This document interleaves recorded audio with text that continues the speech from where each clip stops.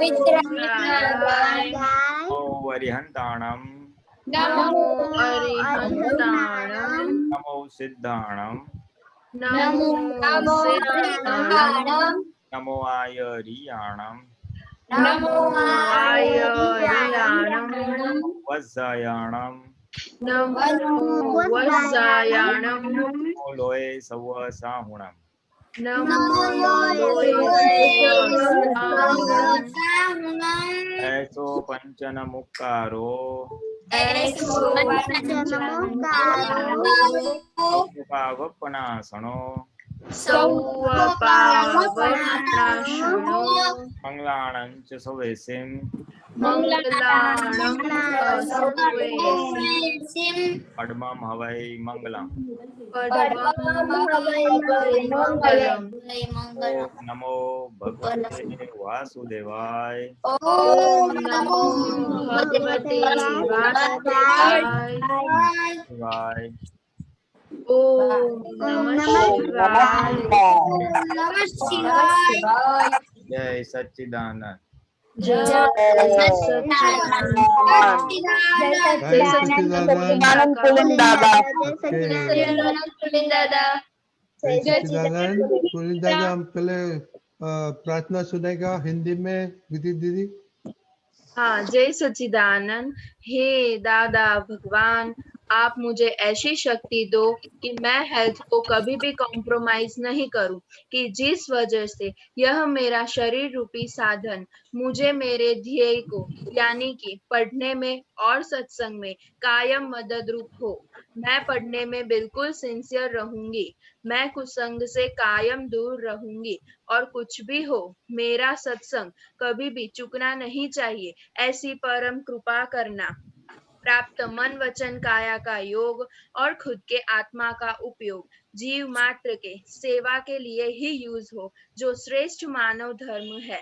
मैं हमेशा खुद के साथ और दूसरे सभी के साथ के जीवन व्यवहार में विश्वास पात्र, निष्ठावान और शुद्ध रहूंगी, कि जिस वजह से मैं बराबर दादा भगवान के जैसे ही सर्वोत्तम व्यक्तित्व का मानवी बन सकूं। जय सच्चिदानंद। जय सच्चिदानंद। बहुत बढ़िया। आज होमवर्क क्या है पुलिन दादा? थोड़ा हाँ। होमवर्क चेक कर लेगा।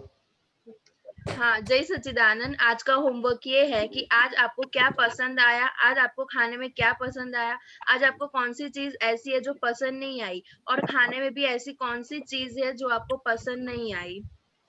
ओके, तो आप बोलिए आपको क्या रिपोर्ट है? हाँ, आज मुझे सभी पसंद आया और मुझे खाने में भी आज सब कुछ अच्छा लगा है। ऐसा कोई भी नहीं है आज मुझे अच्छा नहीं लगा हो। Okay, very good. नमिया? हाँ, नमिया बोलिए। मैं अभी आया, मुझे होमवर्क नहीं पता। ओके, कई नाम? क्या है होमवर्क? कई नाम? रुद्र? हाँ, जय सच्चिदानंद। आज मेरे को खाने में परवल का साग बना था, मैंने खा लिया था, और आज तो ऐसा नहीं हुआ कि मुझे अच्छा नहीं लगा, मेरे को सब। ओके, जय नाम? जय सच्चिदानंद। आज तो मैंने ऐसी कोई भी चीज नहीं है जो मुझे पसंद नहीं आई, खाने में भी अच्छा था इसलिए मैंने खा लिया। ओके, तारक? जय सच्चिदानंद। आज ऐसी कोई भी चीज नहीं थी मुझे पसंद आई है, और आज खाने में जो भी था वो ऐसा कोई भी चीज नहीं मुझे सब पसंद आया। हेतवी? हाँ, जय सच्चिदानंद। आज मुझे सब कुछ पसंद आया था खाने में, बट आज आज आज दोपहर को मैंने देखा तो मेरी सत्संग की नोटबुक गीली हो गई थी, वो मुझे नहीं पसंद आया, और आरती आज रह गई, वो मुझे नहीं पसंद आया। Very good. वत्सल? जय सच्चिदानंद। आज मुझे सब अच्छा लगा, ऐसा कुछ भी नहीं था जो मुझे अच्छा नहीं लगा। आज खाने में जो बना वो सब मैंने खा लिया। आज कुछ भी ऐसी चीज नहीं है खाने में जो मुझे पसंद नहीं आई, सब मुझे अच्छा लगा। Very good. आज दीदी कोई गुस्सा नहीं हुआ? आज वेरी मैं गुड। 8 o'clock ही आया घर पे। क्या हो? ओह, इसलिए दीदी खुश हो गई। ओके अनन्या। जय सच्चिदानंद, आज मुझे सब कुछ पसंद आया, खाने में भी सब कुछ पसंद आया। ऐसी कोई भी चीज नहीं है जो मुझे पसंद ना आई हो। खाने में भी सब अच्छा था, इसलिए खाना भी पसंद आया। Very good. अपूर्वा। जय सच्चिदानंद, मुझे पसंद आया और खाने में भी सब कुछ अच्छा लगा। ओके स्वप्निल। आज मुझे सब अच्छा लगा। खाने में करेले की सब्जी थी, वो मुझे नहीं खाती थी तो मैंने नहीं खाया। ओके श्रेया। हाँ, जय सच्चिदानंद, હું ગુજરાતીમાં બોલું? बोलो हाँ, बोलो જય बोलो। हाँ, जय सच्चिदानंद। આજે મને લંચમાં દાળ અને ભાત તે મને ભાવી ગયું હતું અને મને આજે ડિનરમાં ખીચડી હતી મને નહોતું ભાવતું એટલે પણ મેં ખાઈ લીધું હતું. ઓકે હવે હું બોલવાનું નહીં નતું ભાવતું હવે તો ખાઈ લીધું હોય તો પછી કહેવાનું ખાઈ લીધું તું જ. કે દાઈ થઈને ખાઈ લીધું એવું કહેવાનું. હા. પ્રહર. જય સચ્ચિદાનંદ, આજે આજે તો મારું ફેવરેટ હતું અને મને બહુ ભાવતું હતું. કઢી અને દાલ ફ્રાય મારું ફેવરેટ હતું. ઓકે ને પછી આજે મને કશું ગમ્યું નતું એવું નતું. પુલિત દાદા ફેવરેટ ને નોન ફેવરેટ વિશે હમણાં વાત કરશે. ખુશીબેન. जय सच्चिदानंद, आज आज मैंने खाते समय प्रार्थना करी थी, वो मुझे अच्छा लगा था। और कल बात हुई थी कि पानी वेस्ट नहीं करना, तो मैं पानी डालने वाली थी पर मैंने फिर पी लिया और मुझे खाने में आज सब अच्छा लगा है। मुझे कुछ पसंद आया है ऐसा कुछ नहीं हुआ है और खाने में भी ऐसा। Very good. पानी कम करया बहुत अच्छा है दादा आपका खुश हो जाएगा। नम्या। हाँ, तो आज मुझे होमवर्क करना मुझे पता चले तो आज मैंने जो साग था वो खा लिया था क्योंकि वो मेरा फेवरेट साग था इसलिए मैंने खा लिया था। Very good. हिताक्षी बा। हाँ, जय सच्चिदानंद, आज मुझको सब कुछ पसंद आया है और आज खाना खाने वक्त मुझको खाना खाने वक्त भी सब कुछ पसंद आया है। आज मुझे कुछ नापसंद हो वैसा नहीं हुआ और आज मुझे खाना खाने वक्त कुछ नापसंद हो वैसा भी नहीं हुआ। Very good. देखो आज शनिवार था, पुलिस दादा सब बच्चे लोग सब खा लिया, कुछ सब अच्छा लगा। अभी बात करिए अच्छा बुरा। जय सच्चिदानंद सभी को। हाँ, तो पहले तो मैं कहूँगा कि आप लोग बहुत अच्छी हिंदी में बात कर रहे थे। हाँ, दैट्स वेरी, वो अच्छी बात है, जान के प्रसन्नता हुई कि आपकी हिंदी अच्छी है। एंड पसंद और नापसंद की जो बात है ना, उसमें पहले खाने की बात लेते हैं, पसंद या नापसंद, और फिर दूसरा आपका होमवर्क था कि उसके अलावा क्या चीज़ आपको पसंद आई या नापसंद आई। तो खाने के बारे में तो ऐसा है ना कि जो भी हमारे साथ हमारे पास आता है, हमारे थाली में आता है, हमारे सामने खाने में आता है, वो हमारे हिसाब से ही आता है। कोई भी खाने की चीज़, वो हमारे अंदर जो आहार के परमाणु होते हैं उसके हिसाब से बाहर से वो चीज़ आकर्षित होती है। मानो आपकी कोई फेवरेट आइटम है, किसी ने बोला दाल फ्राई, तो अगर दाल फ्राई खाने की हमें इच्छा होती है, भाई दाल फ्राई खानी है, तो 1 2 3 या 4 दिन ऐसे खाली राह देखोगे ना, तो ऑटोमेटिकली वो चीज़ आपके थाली में आ जाएगी। अंदर से कोई भी चीज़ खाने की जब भी इच्छा होती है तो बोलने का नहीं, खाली ऑब्जर्व करो, खाली देखो क्या हो रहा है, तो ऑटोमेटिकली कुदरत वो चीज़ आपको 2 4 दिन में आपके सामने आ जाएगी।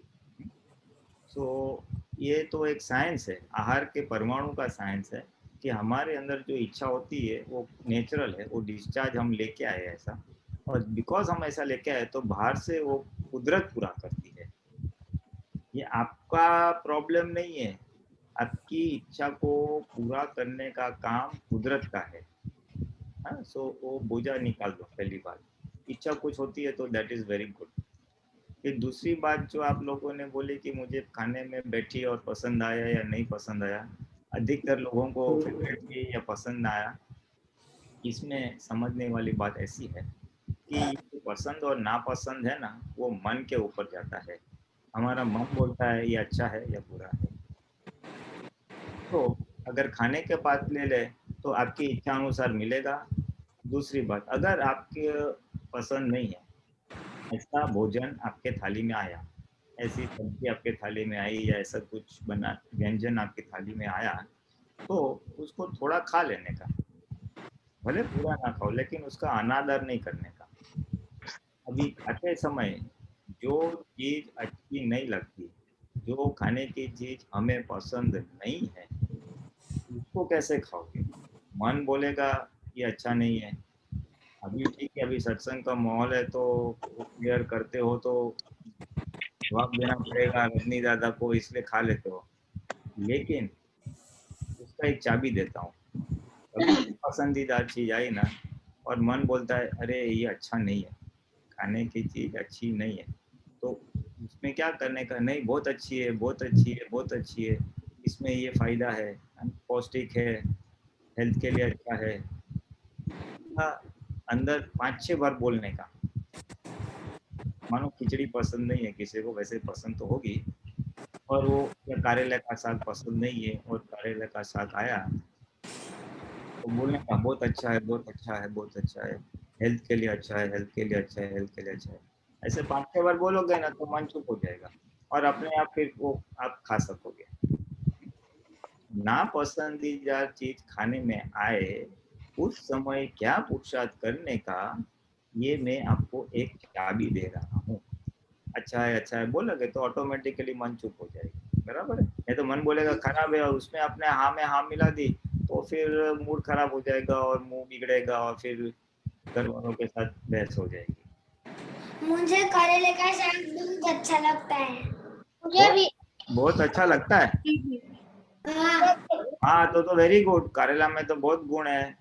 देखो, एक चीज करने की कि मुझे सभी साग अच्छे लगे, सभी सब्जियां अच्छी लगे, ऐसा नक्की कर लो।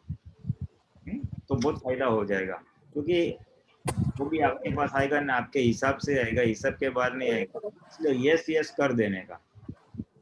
ये तो कभी ऐसा कुछ आए जो पसंद नहीं है तो उसके लिए मैं बोलता हूँ उसको कैसे खाने का, यानी जबरदस्ती नहीं खाने का, लेकिन मन को अटा पटा के, मन को मनाने के साथ कैसे खाने का, ये चाबी दे रहा हूँ। क्योंकि अभी तो क्या सत्संग का जोर है तो अभी हो जाएगा। जब आप बड़े हो जाओगे, ऐसे संजोग में आओगे जहाँ पे आपको फ्रीडम है कि भाई नहीं, मैं ये नहीं खाऊंगा, ऐसा बोलने की सत्ता है, उस समय में क्या जागृति रखोगे, उस समय में कौन सी समझ रखोगे, ताकि ये जो आपकी आज की प्रार्थना है, ये जो आपका आज का निश्चय है, बहुत अच्छा निश्चय है, वो उस समय बना रहे। इसके लिए मैं आपको एक टिप्स दे रहा हूँ कि अच्छा है ऐसा बोलने से वो जो नेगेटिव उसके लिए है, अणगमा नापसंद वाला जो भाग है वो निकल जाएगा। हाँ, so that is as far as वो खाने की तरफ है। फिर दूसरी बात जो थी आपकी कि कोई सी नापसंदीदा चीज बनी, उसमें भी जो भी बनता है शायद आपको पसंद आए ना आए, तो आपके पास यही मन को बोलने का, ये जो हिसाब था वो आया, अभी इसका निकाल करो। तो वहां पे भी मन को ही मनाने का है। एक फंडामेंटल, एक सैद्धांतिक बात समझने जैसी है कि पसंद आया या न पसंद आया जो भाग है वो मन का भाग है। और हमारा मन जो है, जो आज विचार देता है ये अच्छा है या बुरा है, वो डिस्चार्ज है। डिस्चार्ज यानी पिछले अवतार में हमने ऐसी चार्ज किया है कि ऐसा मिले तो अच्छा और ऐसा मिले तो बुरा, ऐसा हमने अभिप्राय दिए, ओपिनियन है। गर्मी अच्छी नहीं लगती, ठंडी अच्छी लगती है, ऐसा अगर हम ओपिनियन देंगे ना तो अभी इसका परिणाम क्या आएगा? तो ये अवतार में गर्मी आएगी तो विचार मन शुरू हो जाएगा, बहुत गर्मी है, बहुत गर्मी है, तो परेशान है, परेशान है। कि हमने ऐसे पिछले अवतार में ओपिनियन अभिप्राय दिए हैं कि तुम्हें खाली क्यों होता है उसका एक थोड़ा आपको एक्सप्लेनेशन दे रहा हूँ। इसलिए ये आएगा जरूर, समझने का क्या, ये पिछले अवतार का माल है। इसलिए वो पिछले अवतार अज्ञानता में भरा था, लेकिन आज तो ज्ञान मिला है मोक्ष जाने का, दादा भगवान का विज्ञान मिला है, तो हमको आज के ज्ञान के हिसाब से चलने का है, पिछले ज्ञान से नहीं चलने का। कभी कभार है ना, एक आपका टॉयज होता है, वो गुना हो जाता है, 1-2 साल हो जाता है, 3 साल हो जाता है। कभी कभी दिवाली है, दिवाली में हम फटाकड़े फोड़ते हैं, तो कभी कभी बच जाते हैं ना। हमारे टाइम तो रखते थे, अभी आजकल तो जमाना बदली हो गया, और लास्ट ईयर का फटाका थोड़ा बचा है ना तो हम रखते थे और नेक्स्ट ईयर फोड़ते थे। तो अभी 1 साल चुना फटाका वापरेंगे, या 1 साल आपके केस में तो नहीं है, लेकिन सपोजिंग थोड़ा जूना आपके खिलौने हैं, तो आपको पसंद आएगा उससे खेलने का? 6 महीना जूना, 2 साल जूना खिलौना है या फटाका? हाँ है ना।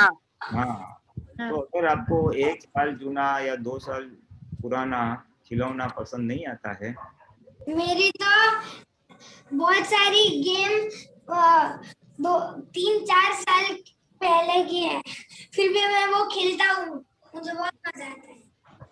हाँ, तो पसंद आता है तो इट्स वेरी गुड, लेकिन कुछ ओल्ड पुरानी हो जाती है और हमको काम में नहीं आती है, ऐसी भी चीज होती है ना, हाँ समझने वाली। हाँ, तो समझने का ऐसा है कि अगर कोई चीज 2 साल भी पुरानी हो जाती है, 1 साल 2 साल, तो हमको पसंद नहीं आती है, तो आज का जो हमारा मन है ना, वो तो पिछले जन्म का मन है, कितने सालों पहले का हमारा मन है, पिछले अवतार का हमारा मन है, पिछले जन्म का मन है, तो वो पिछले जन्म का मन कैसे काम लगेगा? इसलिए आज जो विचार आता है ना, वो ओल्ड मन है, जूना मन है, पुराना मन है। उस समय जो अभिप्राय बांधे थे उसके हिसाब से आता है। आज उस अपने को काम में आए या काम में ना भी आए, उस समय हमने जब अभिप्राय बांधे थे तो हमारा ध्येय अलग था। आज हमारा ध्येय दादा भगवान की आज्ञा में रहने का है, हेल्थ को अच्छा रखने का है, मोक्ष जाने का है। आज का ध्येय हमारा चेंज हो गया। इसलिए नहीं, ये जो आज का मन है वो हमको हेल्प करे या हेल्प ना पण करे। तो कुछ चीज पसंद आएगी, कुछ पसंद नहीं भी आएगी। तो ये तो साइंस समझने का कि भाई ये पसंद नहीं आती है ना, ये तो बासी मन है। बासी मन को बोलने का तू जा, तू तू तू ओल्ड है, अभी तेरा काम नहीं, हम आज नया ज्ञान के हिसाब से चलेंगे। तो ऐसा करोगे तो मन का जो प्रभाव है ना वो निकल जाएगा। उसको बोलेगा get out, you are old fellow, you are old fellow, तुम पुराने हो, हमको तो अभी नया ताजा ज्ञान मिला है, हम ताजा ज्ञान के हिसाब से चलने वाले। तो उस हिसाब से वो जो नापसंद वाला भाग है, नापसंद बताने वाला जो मन का विचार है, वो विचार को इस तरह से आज की समझ से ऐसे उसका ऊपर विचार करोगे आप, तो उसकी असर नहीं होगी, और नहीं अच्छा लगता है वो भाग हमेशा के लिए निकल जाएगा। यानी वो आपको परेशान नहीं करेगा, आएगा जरूर, विचार जरूर आएगा, लेकिन आप उसको गेट आउट कर दोगे। एक बार उसको गेट आउट कर दोगे तो उसका आपके ऊपर इन्फ्लुएंस, उसका आपके ऊपर प्रभाव नहीं आएगा। कभी होता है मन बोलता है उसका पर रो आ गया तो हम हमारा मूड खराब हो जाता है। मूड खराब होता है कि नहीं कभी?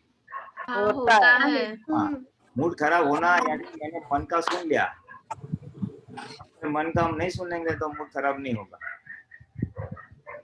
समझना ना। हाँ, तो ये एक फंडामेंटल बात है कि ऐसा कुछ होता है तो उसको गेट आउट कर दोगे तो बाकी संजोगों में जो चीज नहीं पसंद है, आज मेरे को होमवर्क करना नहीं था लेकिन करना पड़ा, या जो भी नापसंद है, तो समझने का ये मेरा चुना मन बात कर रहा है और मेरे को उसका नहीं सुनने का है।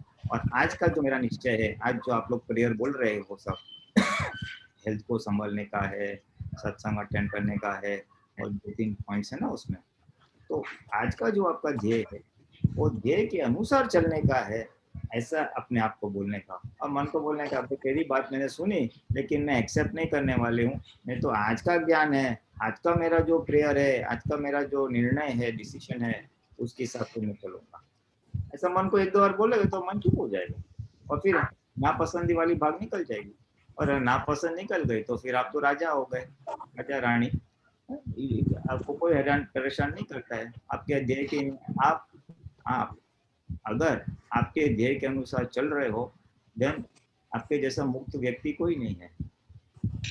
खुद के ध्येय के अनुसार चलना वो एक आजाद व्यक्ति है, उसको इंग्लिश में विल पावर भी बोलते हैं। मन वश हो गया तो दुनिया वश हो गई। सो ये बात खास रखना, तो आपको जिंदगी में नापसंदी चीज आएगी जरूर, विचार आएंगे, लेकिन परेशान नहीं करेगा आपको अटकाएगा नहीं वहाँ पे। तो खाने की बात हो गई, और ये दूसरी बात बाकी कोई संजोगों में पसंद या नापसंद वाली बात भी हो गई। अभी प्रहर का क्वेश्चन है। प्रहर, हाँ जय सच्चिदानंद गोविंद दादा, हमारा क्वेश्चन ये आता कि हिंदी में बोलिए। हाँ, मेरा क्वेश्चन वो था, खाने के कोई भगवान होते हैं? अगर होते हैं तो कौन होते हैं? खाने के तो ऐसे कोई भगवान का मुझे तो वो ध्यान में नहीं है, लेकिन जो भी हम खाना खाते हैं ना, वो जीव होते हैं, तो उसके अंदर आत्मा हो सकती है, ऐसा हम बोल सकते हैं।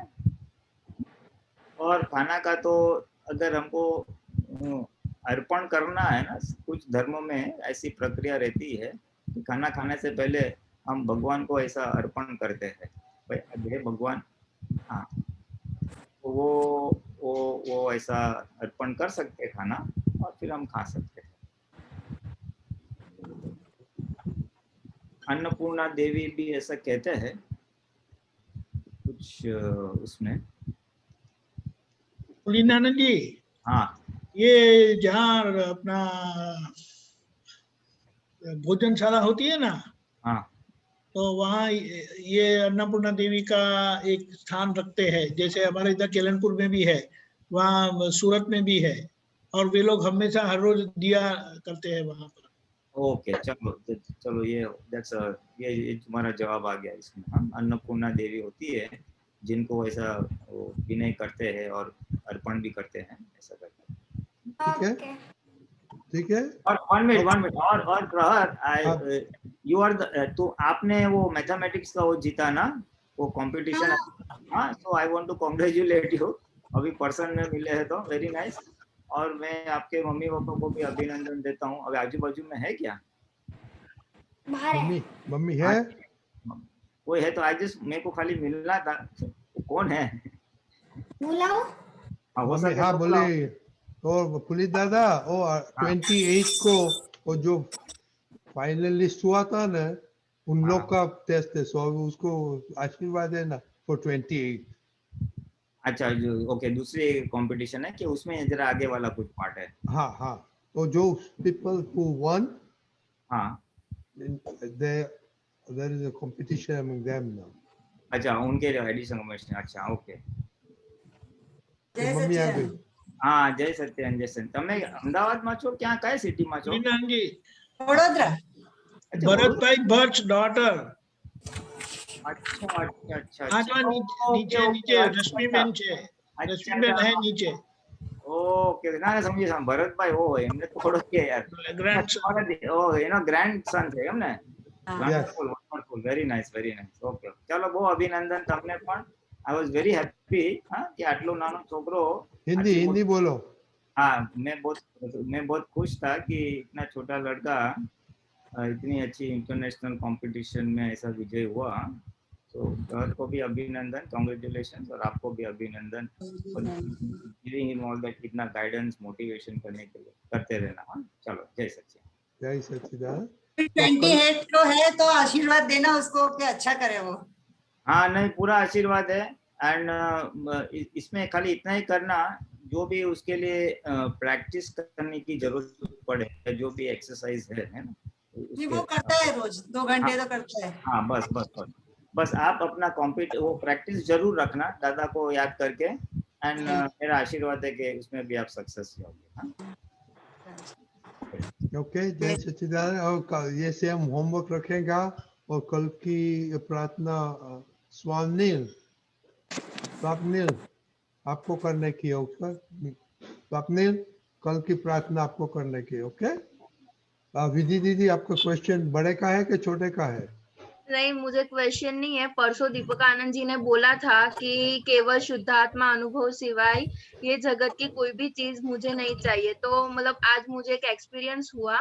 मेरा टैबलेट मतलब टूट गया था 1 महीने पहले, तो आज पापा खरीदने वाले थे। 3-4 दिन से वो मतलब प्रयत्न कर रहे थे कि मिल जाए, लेकिन आउट ऑफ स्टॉक था। तो मतलब मेरे से बोल दिया गया ऐसे वाणी से कि मेरे नसीब में ही नहीं है। फिर बाद में मुझे विचार आया कि केवल शुद्धात्मा अनुभव सिवाय ये जगत की कोई भी चीज मुझे नहीं चाहिए। तो फिर बाद में पता नहीं क्या हो गया, उसके मतलब अपने आप सामने से मैसेज आया कुछ और आउट ऑफ स्टॉक्स में से मुझे मिल गया। देखो, नॉर्मल रहोगे ना, हाँ, ये इच्छा मन में से आती है, बराबर है। और जब तक वो पूरी नहीं होती है तो जरा होता है, इमीडिएटली पूरी हो गई तो वेल एंड गुड। और जैसे मैंने अभी थोड़ी देर पहले बताया ना कि आपकी जो शरीर की या आपकी जो नसीब में आप लेके आए, एक तो खाने की है, फिर ऐसे फिजिकल वस्तु है, टैबलेट है या कपड़ा है, अनेक चीज है। आपके नसीब की हर चीज आपको मिल जाएगी। हाँ कुदरत प्रोवाइड करेगी, लेकिन अपने टाइम पे थोड़ा डिले हो सकता है बस। हाँ, सही बात है। तो ये एक एक्सपीरियंस, बहुत अच्छा एक्सपीरियंस है आपके लिए। यू कैरी ऑन कि भाई देखो, अपने टाइम पे मिल गया ना, हमने इच्छा की थी, हमने उसके ढूंढना भी, कोशिश भी की, समय संजोग इमीडिएटली नहीं मिला तो कोई बात नहीं, उल्टा अच्छा है। हर चीज टाइम पे मिल गई ना तो हमारा अहंकार बढ़ जाएगा, अरे मेरे को तो सब मिलता है, ये है वो है। और जिस दिन नहीं मिलेगा उस दिन बहुत दुख होगा। तो सही थोड़ा बात ऐसा ब्रेक लगती है तो अपना मन भी थोड़ा वो हो जाता है, नॉर्मल हो जाता है। है। हाँ तो good experience, keep it up. ये ध्यान में रखो कि हर चीज अपने टाइम पे मिलेगी। अगर नहीं मिलती तो समझना अपने अभी टाइम पक्का नहीं है, सो वेट एंड हाँ, वॉच। तो सही बात है। मन हैरान नहीं करेगा और आपका मूड खराब नहीं होगा। हाँ ओके, ठीक है हाँ, अभिदीप। Thank you. हाँ जय जय सच्चिदानंद। अभी कश्यप भाई। सबको जय सच्चिदानंद। जय सच्चिदानंद। रजनी जी जय सच्चिदानंद, कुलीनानंद जी जय सच्चिदानंद, दीपक आनंद जी जय सच्चिदानंद। वो पद है अनंत 24 ने वटावी CD 13-02। इसमें दो लाइन, बोलिए बोलिए। इसमें 2 लाइन मेरे को समझ नहीं आई। इसमें सर आभास छे स्वप्निल दृश्य, દ્રશ્યો જ્યાં અદ્રશ્ય થશે ત્યાં અદૃશ્ય આત્મા વાસે સ્વતત્વ। ये सर्वाभास છે स्वप्निल दृश्य। ऊपर एक पहले भी लाइन है एक्चुअली, चौदलोकी पुद्गल परमाणु सर्वाभास છે स्वप्निल दृश्य।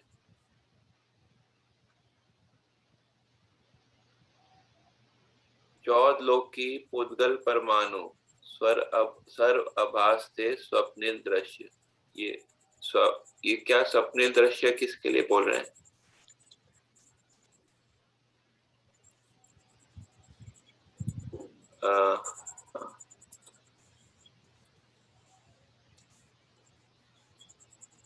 ये फोर्थ फिफ्थ पैराग्राफ। हाँ ये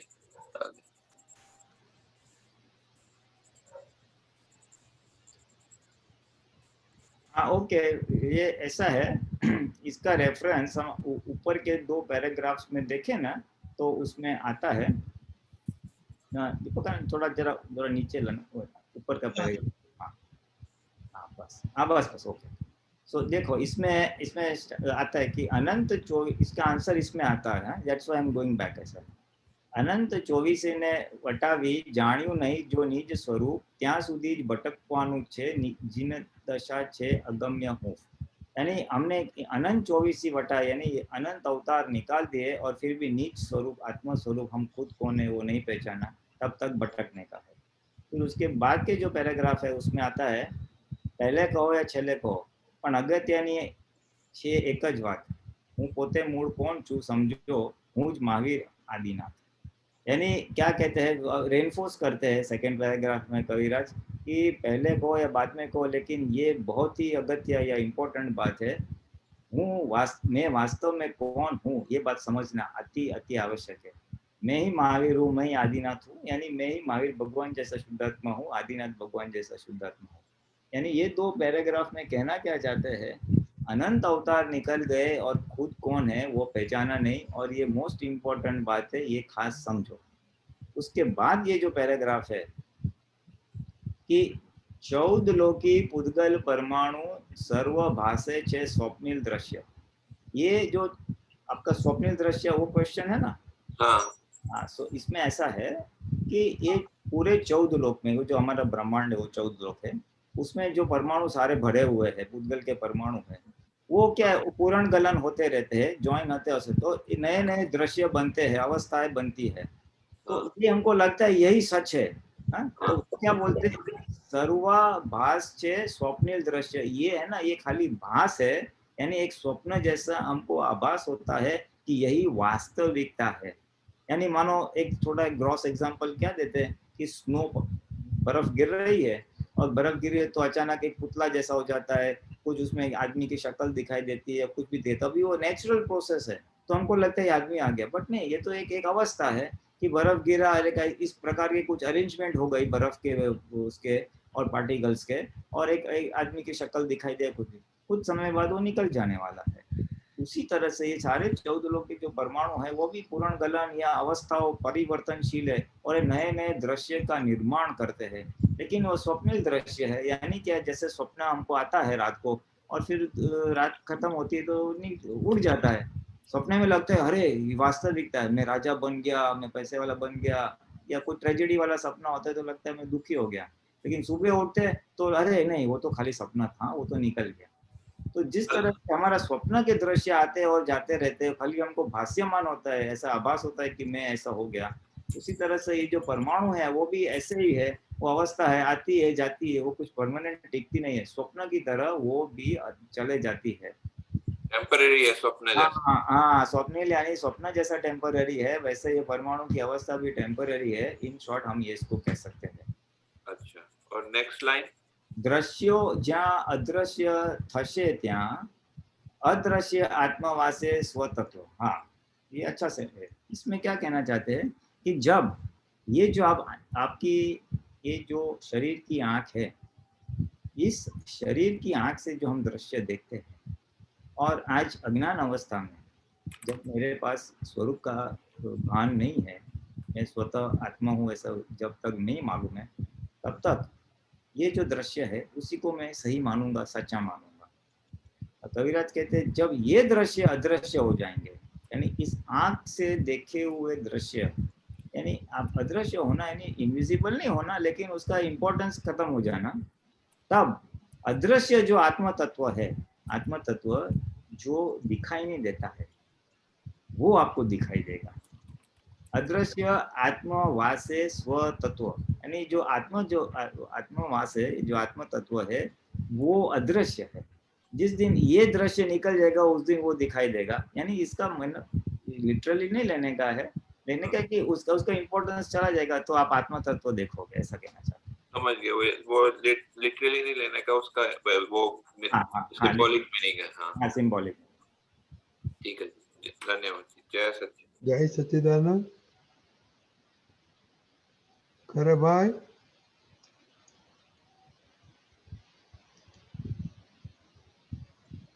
जय सच्चिदानंद। पुलिन भाई, जय सच्चिदानंद। एक प्रश्न है, आज मुझे किसी ने पूछा था कि खरे भाई आप तो पुत्र मतलब क्या होता है, तो आई कांट डिफाइन प्रॉपरली। हाँ, तो थोड़ा बताते थे आप जरा। बस अभी आप तो पुत्र तो जो दादा भगवान थे उनके लोक भाषा में अगर बोलना है तो उनके मुख्य शिष्य, लोक भाषा में बोलना है बाहर के लोगों के लिए तो उनके मुख्य शिष्य है, उनके आशीर्वाद और कृपा पात्र बाल ब्रह्मचरी है। और ये दादा का जो मिशन है ये ज्ञान फैलाने का, उनका मिशन में ये एक निमित्त है, लोक भाषा की बात है। और एकदम शाब्दिक रूप से दादाजी ने ऐसा बताया था कि आप तो यानी सर्व समय विश्वास करने योग्य, हर समय विश्वास करने योग्य, उसको आप्त शब्द बोलते हैं। तो आप्त पुरुष यानी दादा भगवान या ज्ञानी पुरुष, और उनके ये आप्त पुत्र है, ऐसा कहना चाहते हैं। और उनका जो वाणी थी उसको आप्त सूत्र भी कहा है। तो आप्त का मीनिंग ये है, फिर it is in reference to आप्त सूत्र, आप्त पुरुष और आप्त पुत्र। तो ये इस तरह से ये शब्द का ऐसा कॉइन हो गया था।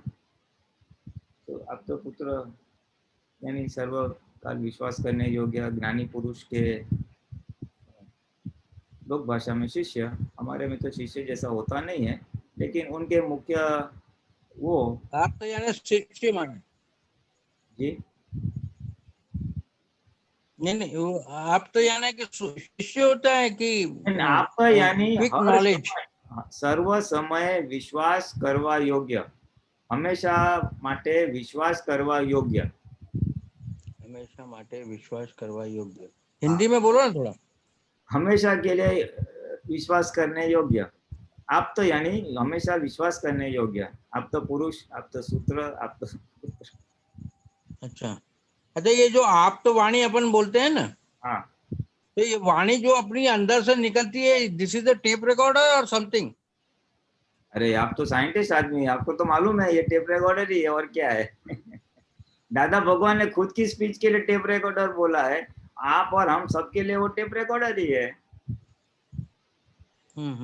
हाँ, ये यानी इसका कहने का मतलब क्या है कि आज आप बोल रहे हो वो स्वतंत्र नहीं बोल रहे हो, वो पिछले अवतार में उसका रिकॉर्डिंग हो गया है और वो रिकॉर्डिंग आज रिप्ले हो रहा है। आज आप स्वतंत्र बोलने वाले नहीं हो, इसलिए बोल रहे, मैं नहीं बोल रहा हूँ। दादा भगवान क्या बोल रहे, मैं नहीं बोल रहा हूँ, ये टेप रिकॉर्डर बज रही है। अच्छा हाँ, सो ये साइंटिफिक उसका, it is a pre recorded thing which is being replayed now, ऐसा कहना चाहते हैं बस। वो मन वचन काया तीनों ऐसा है। मन भी चार्ज किया हुआ डिस्चार्ज हो रहा है, वाणी भी चार्ज किया हुआ डिस्चार्ज हो रही है, और बर्तन शरीर भी चार्ज किया हुआ डिस्चार्ज हो रहा है। खाली वाणी के लिए जरा उन्होंने एक अलग संदर्भ में बोला है कि ये तो टेप रिकॉर्ड है, नहीं वो तो बेसिकली क्या सजेस्ट करना चाहते थे कि ये मालिकी भाव नहीं है। आज मेरी वाणी पे मेरा कोई मालिकी भाव नहीं है, ये बज रही है। मारी भी टेप छे, तमारी भी टेप छे, ऐसा नहीं तो वो आप तो वाणी जो अपनी निकलती है वो बाद में आप तो सूत्र बन जाती है ना सर? हाँ, सूत्र तो क्या है कि वाणी में से निकली हुई है, उनका जो वाणी थी उसमें से सिलेक्टेड पैराग्राफ्स या सिलेक्टेड सेंटेंसेस लेके फिर उसको आप तो सूत्र का फॉर्मेट में उसको बना दिया था। Right right right. हाँ, वो तो उसमें अच्छा, ज्ञान के पहले हमारी आत्मा थी सिंपल, ज्ञान के बाद में शुद्धात्मा बन गई,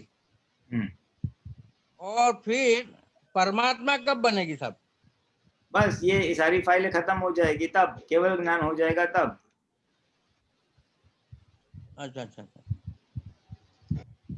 बिल्कुल बिल्कुल। चलो, जय सच्चिदानंद साहब। जय सच्चिदानंद।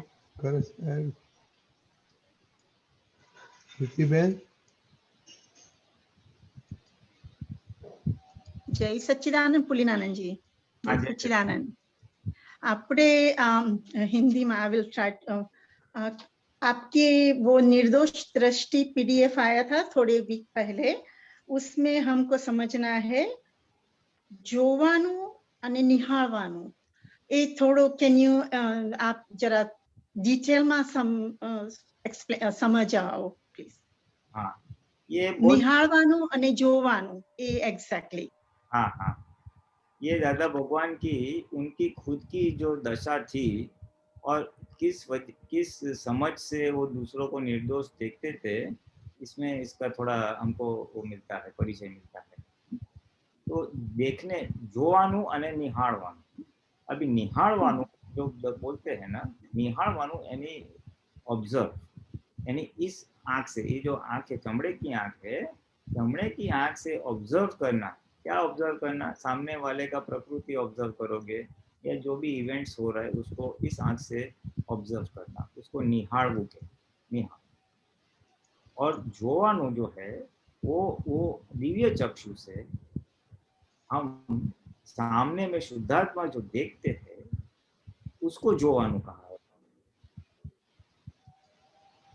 यानी दादा भगवान क्या कहते हैं कि हम क्या करते हैं कि सामने वाले की, कोई भी व्यक्ति ने कुछ मानो गलती की, गलत काम कर रहा है, तो हम क्या देखते हैं कि ये बाहर की दृष्टि से वो निहारेंगे कि आज उसका उदय कर्म उसको इस तरह से नचा रहा है या उसको ऐसा व्यवहार करवा रहा है, उसकी प्रकृति इस प्रकार से व्यवहार कर रही है, हम ये दृष्टि से देखेंगे, ये कर्म चक्षु से। चर्म चक्षु। हाँ, और अंदर की दृष्टि से हमें उसमें शुद्धात्मा दिखाई देगा। रिलेटिव व्यू पॉइंट और रियल व्यू पॉइंट जो बोलते हैं ना, वो ऐसा पैरेलल रहता है कि अंदर हम शुद्धात्मा देखते हैं, यानी જોવાનું, हम अंदर शुद्धात्मा देखते हैं, यानी જોવાનો ભાગ છે એ શુદ્ધાત્મા, રિયલ બરાબર તત્વ, રિયલ શુદ્ધાત્મા, और નિહાળવાનો એ પ્રકૃતિનો ભાગ છે, ઓકે, જે રિલેટિવ દુનિયામાં આ આંખથી દેખાય. relative, that's a relative. નિહાળવું means relative. And not only the relative નિહાળવું, but एक अंडरस्टैंडिंग भी है साथ में. ये जो हो रहा है प्रकृति का भाग, वो उदय कर्म के अधीन हो रहा है. जो चार्ज हुआ था वो डिस्चार्ज हो रहा है. कठपुतली जैसा, या जो टॉय का एग्जांपल देते थे ना, खिलौना है कि उसको चाबी दी है तो टिक टिक टिक टिक चाबी है तब तक बजेगा, उस तरह ये मन वचन काया सामने वाले की जो प्रकृति है वो चार्ज हुई कठपुतली जैसा है, वो आज डिस्चार्ज हो रही है. तो रिलेटिव का वो जो डिस्चार्ज वाला भाग ये चर्म चक्षु से देखना भी है और ये समझ भी है कि वो चार्ज किया हुआ मसाला या चार्ज की हुई प्रकृति डिस्चार्ज हो रही है. ये दो चीज उसमें जाती है निहाळवा और जोवामा शुद्धात्मा दृष्टि से उसके अंदर का शुद्धात्मा को देखना, रियल व्यू पॉइंट से. हाँ, तो ये दोनों व्यू पॉइंट यूज करने से निर्दोष दृष्टि प्रस्थापित होती है कि अगर मैं शुद्धात्मा दृष्टि से शुद्धात्मा देखता हूँ तो शुद्धात्मा तो निर्दोष ही है. और रिलेटिव व्यू पॉइंट से जो प्रकृति वाला भाग है वो भी आज उसके हाथ में नहीं है, उसके कंट्रोल में नहीं है, वो तो डिस्चार्ज है. जो चार्ज किया था वो डिस्चार्ज हो रहा है, तो आज उसके हाथ में नहीं है, इसलिए आज डिस्चार्ज हुई बात, तो प्रकृति या रिलेटिव व्यू पॉइंट से भी वो निर्दोष है, क्योंकि आज वो करता नहीं है, वो बाय फोर्स होता है. बराबर. सो रिलेटिव व्यू पॉइंट से वो भी निर्दोष है और रियल व्यू पॉइंट से बाय शुद्धात्मा व्यू पॉइंट से भी वो निर्दोष है. दोनों व्यू पॉइंट से वो निर्दोष है और ये चीज का उपयोग वो करते थे. हमने देखा है करो, हमें ये आंख से सब दिखाई देता है कि ये कैसा दिखता है, ये नुकसान कर रहा है, गलत कर रहा है,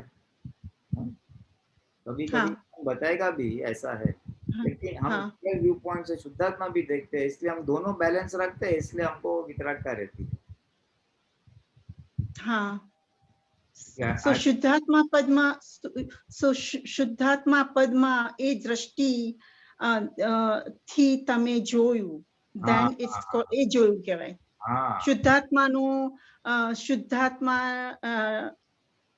શુદ્ધાત્માના પ્રિન્સિપલ એ સમજી અને એ દ્રષ્ટિએ જો એને જોયું કહેવાય. નહીં, don't make it so complex. એનામાં શુદ્ધાત્મા જોયો, સિમ્પલ જોયું. સમજ્યું. જોવાનું છે ને, બીજું શું જોવાનું છે? પણ આમ જોવાયેલા છે with this આનાથી એ ઓબ્ઝર્વ કરેલું ભાગ, એ તમે કીધું જાણ્યું, નિહાળ્યું નિહાળવાનો બહારનો ભાગ અને અંદર શુદ્ધાત્મા જોવું, as simple as that. Yes, સમજ્યું.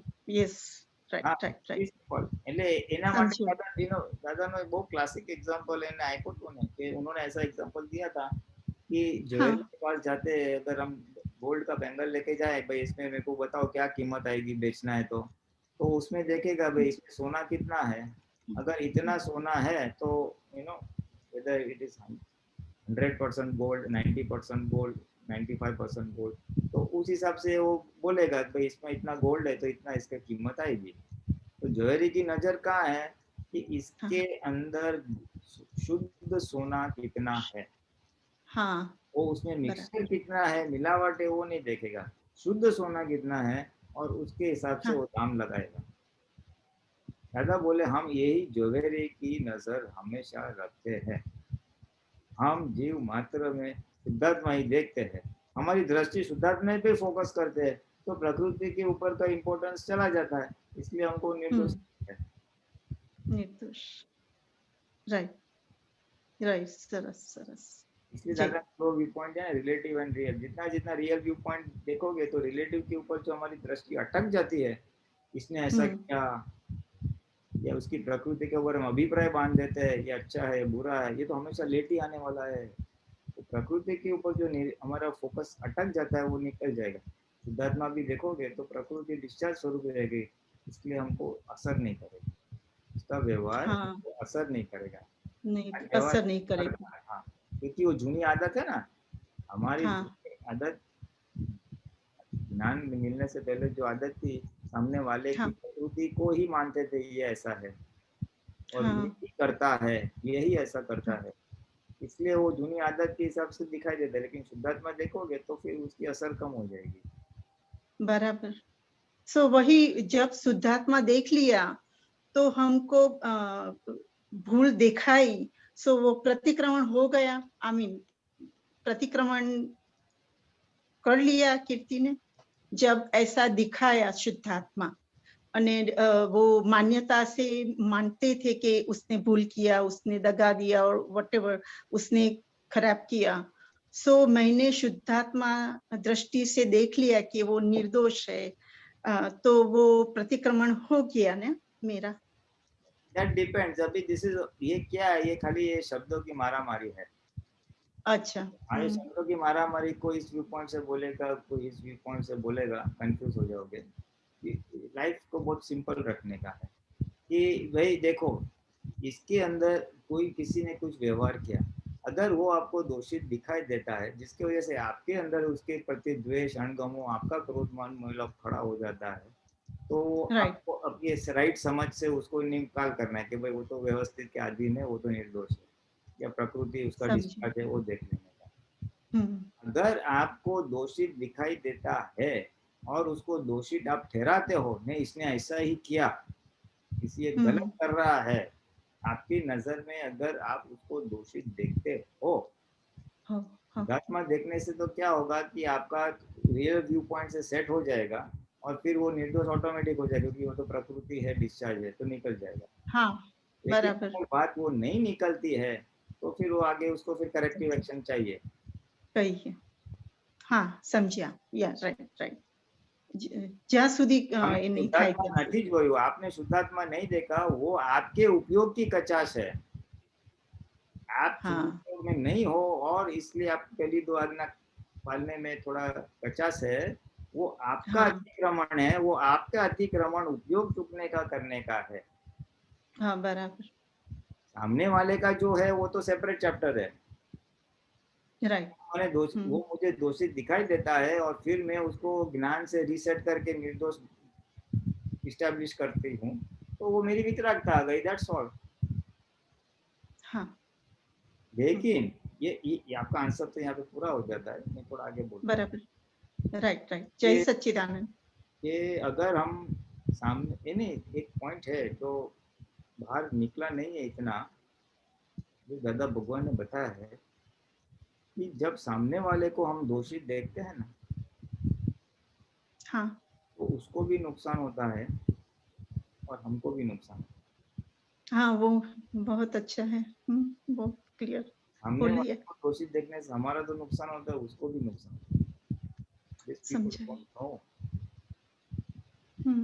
तो साफ करना पड़ेगा फिर। अगर हम निर्दोष देखते हैं तो उसको भी फायदा और हमारा भी फायदा। हाँ।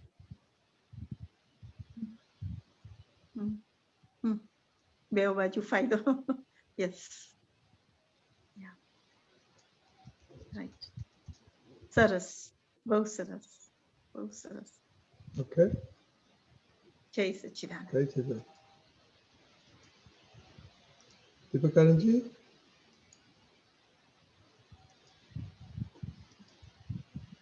जय सच्चिदानंद।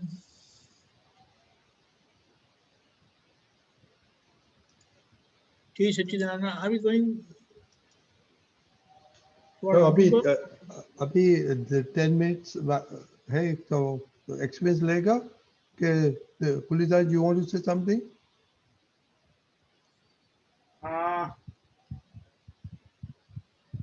आज तो महावीर भगवान का केवल ज्ञान का हाँ हाँ, यस यस यस, गुड।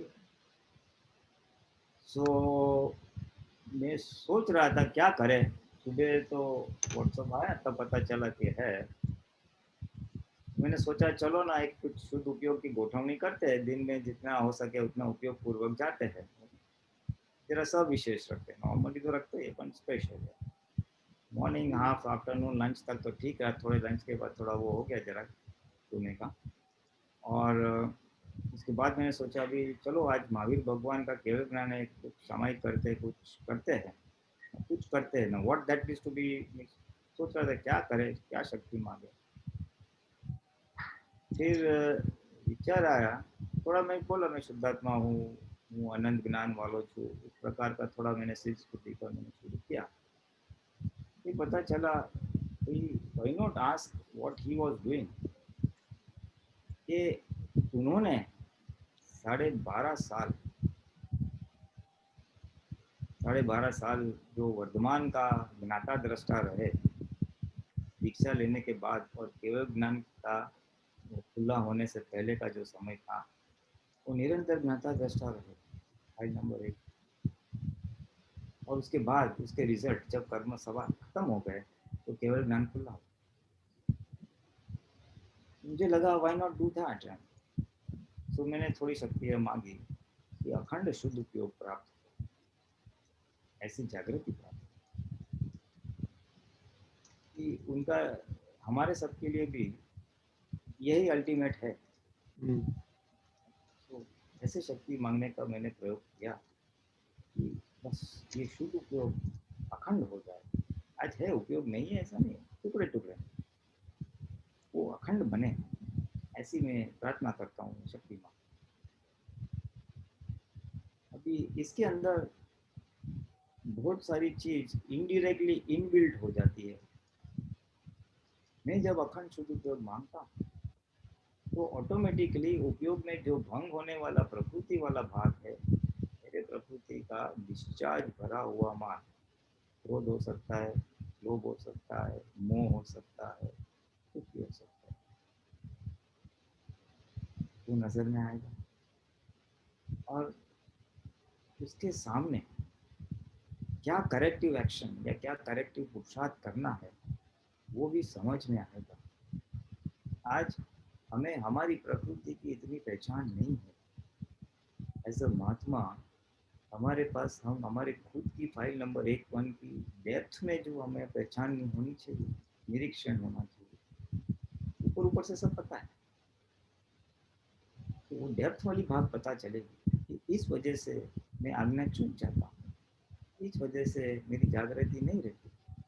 मेरी प्रकृति का ऐसा कौन सा भाग है जो मुझे जागृति से वंचित रखती है, आवरण आ जाता है। तो वो पता चले तो उसके सामने काउंटर मेजर क्या है, क्या पुरुषार्थ, ताकि वो इसमें से हमें मुक्त हो जाए। वो पुरुषार्थ हमें पता चलेगा, और नॉट ओनली पता चलेगा, वो पुरुषार्थ हो जाएगा। आज काफी महात्माओं के पास मालूम है ये नहीं करना चाहिए, पुरुषार्थ करना चाहिए, लेकिन वो कर पाते हैं या नहीं भी कर पाते। तो ये पुरुषार्थ पता चलेगा और उसके सामने पुरुषार्थ हो भी जाएगा, क्योंकि मेरी भावना क्या है, अखंड शुद्ध उपयोग। अगर मैं अखंड शुद्ध उपयोग वाला भाग रखता हूँ तो ऑटोमेटिकली उसमें बाधक कारण और उसके उपाय उभर आएंगे और मुझे वो मेरे ध्येय तक मुझे वो पहुंचा दें। तो ये तो आज का जो एक था, और मेरे अंदर थोड़ा जो चला है, केवल ज्ञान, महावीर भगवान का केवल ज्ञान खुला हुआ, तो मैं मेरा केवल ज्ञान खुला होने के लिए क्या करूं? That was the question I put in front of myself. मेरे खुद के सामने ये रखा। Very good, very good. और अंदर थोड़ा ये आया है, and then that's how मैं बोला चलो ये शेयर कर लेते हैं। Very good. But अभी वो आ गया और next speaker has come, so let's go for the experience. Deepika ji. जय सच्चिदानंद। आज हमारे बीच अलवर से गीता बहन अपना अनुभव बताएंगे, और आज बड़ा महत्व का दिन है। महावीर भगवान केवल ज्ञान कल्याणक। पधारिए गीता बहन और अपना अनुभव बताएं और हमें लाभान्वित करिए। जय सच्चिदानंद। आपको लाभान्वित करने वाली बात तो मतलब दिए तले वो रहेगा। हम तो आपसे ही लाभान्वित हुए हैं। सबसे पहले मैं दादा भगवान की साक्षी में अरिहंत परमात्मा को नमन करना चाहूंगी और वात्सल्य मूर्ति दादा भगवान को बहुत बहुत नमन करूंगी और दादा भगवान के भावी तीर्थंकर साहिबों को जिनसे हमको ज्ञान मिला, उनको हृदय से मैं आज के दिन बहुत बहुत नमन करना चाहूंगी, याद करना चाहूंगी और उन्हीं के आगे दादा भगवान के ही दादा भगवान को हम तक रूबरू पहुंचाने के लिए दादा भगवान के जो हर एक फूल हैं, आप तो पुत्र के रूप में जो दादा भगवान हमें अपना जो वारिस दे गए हैं, जिनको हमने दादा भगवान को उनके द्वारा ही समझा, हर एंगल से, हर एक तरीके से, हर समझ के कितना मेहनत करके, कितना पुरुषार्थ करके, कितना हमारे लिए समय दे देकर उन्होंने दादा भगवान को हमारे हृदय में स्थापित कर दिया। ऐसे शीलवंत आप पुत्रों को मेरा हृदय से वंदन है, नमन है। बहुत बहुत सबको, महात्माओं को भी मेरा, और जो सुन रहे हैं और नहीं सुन रहे हैं, दादा भगवान के सर्व महात्माओं को मेरा हृदय से नमन, वंदन। जय सच्चिदानंद। मुझे 2015 में ज्ञान विधि मिली थी। बड़े ही सौभाग्य की बात रही थी कि गुजराती या नाटा परिवार के लोगों का वहाँ ज्ञान विधि का समय था और हम हिंदी भाषी लोगों के लिए नहीं था। लेकिन मैं जब केलनपुरी गई और मैंने दादाजी को, मैं 8-9 से ही मेरा परिचय था, तो मुझे अंदर से ही ऐसा लगा कि नहीं, मुझे तो ज्ञान विधि लेना ही है। नहीं, मुझे ज्ञान विधि लेना ही है। और मेरे अंदर का भाव, और फिर मैंने निमेशानंद जी को बोला कि मुझे याद है, उन्हीं को मैंने ज्यादा तब परिचय आप पुत्रों से नहीं था, मैंने उनको बोला तो उन्होंने कहा आप अभी अलवर के लोगों का टर्न नहीं है। मैं बोला है चाहे ना है, मुझे नहीं मालूम है कि नहीं है, पर मुझे तो ज्ञान विधि लेना ही लेना है। तो निमेशानंद जी ने कहाँ भी अरेंज किया, कहाँ बात किया, परमिशन लेंगे, ऐसा कुछ बोला उन्होंने। और मुझे उसी समय ज्ञान विधि सिर्फ हिंदी भाषी लोगों को मुझे ही हुआ और मैं उस दिन को आज तक कभी नहीं भूलती। कभी मैं उन क्षणों को कभी विसरा नहीं पाऊंगी कि मुझे क्या मिला होगा। और फिर ज्ञान विधि के बाद 5 आज्ञा का मिला। और जब मैं ज्ञान विधि लेने के बाद सत्य साधन को जब मैं पढ़ा करती थी या चरण विधि किया करती थी, तो एक अलौकिक एक अनुभव, एक मैं उसको शब्दों में ही नहीं बयां कर सकती कि किस आनंद की मुझे अनुभूति हुआ करती थी। और त्रिमंत्र तो ऐसे अंदर समा गया था कि हर वक्त, हर घड़ी वो त्रिमंत्र बहुत गहराइयों से और बहुत सुखपूर्वक और आनंद पूर्वक अंदर चला करता था। उन्हीं बीच आप पुत्र आते थे तो सत्संग का परिचय मिलता था, तो लगता था कि इन आप पुत्रों के अंदर ऐसा कौन सा खजाना समाया हुआ है। कुछ तो इनके अंदर खजाना है, जो कुछ अलौकिक खजाना इनके अंदर है। दिखते हम जैसे हैं, व्यवहार हम जैसे करते हैं, रहते हम जैसे हैं, लेकिन फिर भी कुछ तो है इनके अंदर। और मैं हर एंगल से पूछने की कोशिश करती, सत्संग में जाती, समय निकाल के नौकरी करके भी जाती, लेकिन मुझे लगता था कि मैं कहती कि प्रश्न करती, उत्तर भी पूछती, उसका समाधान भी होता, लेकिन महीने में 2 दिन के लिए हमें इनका सानिध्य मिलता तो बहुत अच्छा लगता था। अभी धीरे धीरे सत्संग का परिचय होता रहा कि एक बार की बात है, थोड़े समय का ही 8-10 पिछले लॉकडाउन से कुछ समय पहले ही पूर्णानंद जी आए थे अलवर। तो मैंने स्कूल का एक समारोह का आयोजन किया था दादा भगवान के मंदिर में, जो मेरी स्कूल के पास ही हुआ करता था। तो वहाँ हम आयोजन कर रहे थे, पूर्णानंद जी भी वहाँ थे, इनके सानिध्य में हमें मौका मिला। तो सारा आयोजन होने के बाद हमने इनको भी स्पीच के लिए बोला, तो इन्होंने स्पीच के बाद जो कुछ भी वहाँ मेरा अरेंजमेंट इन्होंने देखा होगा, बोलने का तरीका जो भी था, तो इन्होंने एक ही बात कही थी कि भाषा तो मृदु है, लेकिन पता नहीं इस तरह से कुछ वाक्य का प्रयोग किया तो मुझे कुछ समझ में नहीं आया। बाद में मुझे उसका धीरे-धीरे एनालिसिस होता रहा कि शब्दों के प्रयोग करने से ही मात्र नहीं है कि मुझे ऐसा लगता रहा इनके उस वाक्य से कि कहीं कुछ तो मुझ में और कमी है जो मुझे समझना है, कहीं तो मुझ में और कुछ है जो मुझे पाना है, और मैं उसी उधेड़-बुन में ऐसे मुझे रहता था। तो जब भी आप पुत्र आते, मैं पूरे सत्संग का कैसे भी स्कूल से छुट्टी करके उनके पूरा टाइम का लाभ लेने की कोशिश करती, और घर को मैनेज करके अरेंज करके जैसे भी, और शाम को भी जहाँ आप पुत्र जाते थे, खाने पे जाते थे, वहां भी थोड़ी देर सत्संग किया करते थे। मैं किसी भी एंगल से उनके सानिध्य को नहीं छोड़ना चाहती थी जब जब भी मुझे मिलता। और कहीं से कभी किसी से कुछ बात समझने, परेशानंद जी एक बार आए, 5 आज्ञा हम मुझे समझा कर गए, लेकिन सब कुछ मुझे बुद्धि के लेवल से समझ आता था, और जितना ज्ञान दर्शन मेरा था मतलब उतना वो समझ में आता था। लेकिन लॉकडाउन में बराबर जब लॉकडाउन में जूम पर सत्संग आता रहा, तो मैं उस सत्संग को बार-बार सुनती रही, बार-बार समझती रही, और जैसे भी मुझे काम करके, स्कूल से भी कैसे भी करके मैं जॉइन ही रहती थी कि मुझे समझना था। कि एक बार क्या हुआ था कि उसी को समझते-समझते मेरे अंदर ये विचार चला करता था कि दादाजी जो ज्ञान बताना चाहते हैं, इसमें दादाजी कहते हैं कि तुम अपना काम निकाल लो, तुम अपना काम निकाल लो। मेरे अंदर चलता कि हम सत्संग तो सुन लेते हैं, आप तो आते हैं, जब भी उनसे प्रश्न भी पूछ लेते हैं, मिल भी लेते हैं, फिर भी और क्या दादाजी ऐसा है जो कहते हैं अपना काम निकाल लो, अपना काम निकाल लो। वो मेरे अंदर उधेड़-बुन चला करता था।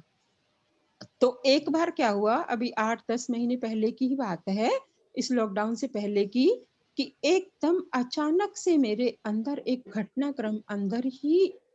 घटनाक्रम परिवर्तित हुआ, अंदर ही अंदर तो ऐसे उसमें मुझे एकदम से फीड हुआ कि गीता होना ही तुम्हारा सबसे बड़ा अज्ञान है, जिसको मैं शब्दों में सुना करती थी, शब्दों में कि तुम शुद्ध आत्मा हो, ये शरीर नहीं हो, तुम शुद्ध आत्मा हो।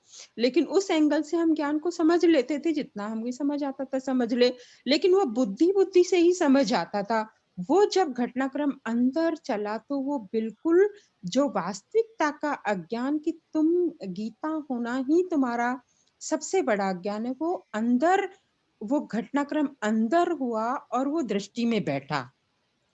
अब उसके बाद ये वाली घटना हुई, उसके बाद फिर ये रहता था कि दादाजी को ऐसा सूरत स्टेशन पर क्या मिला होगा, क्या उनको क्या दृष्टि में आया होगा, क्या उनको आया, तो दादाजी को क्या था वो जो उनको दर्शन खुला हुआ था, क्या था ऐसा मुझे अंदर चला करता था। कुछ दिन के बाद फिर रहता था कि अर्जुन को भगवान ने जो दिव्य दृष्टि दिया था, वो दिव्य दृष्टि दादाजी ने भी हमको दिया है, लेकिन वो दिव्य दृष्टि है मतलब दिव्य दृष्टि का कहीं मायने कुछ समझ नहीं आ रहे थे। अर्जुन को ऐसा भगवान कृष्ण ने क्या दिया होगा, दादाजी ने भी हमको वो दिया है, पर वो ऐसा कुछ, वो उसके अंदर की कुछ फीलिंग नहीं बैठ रही थी।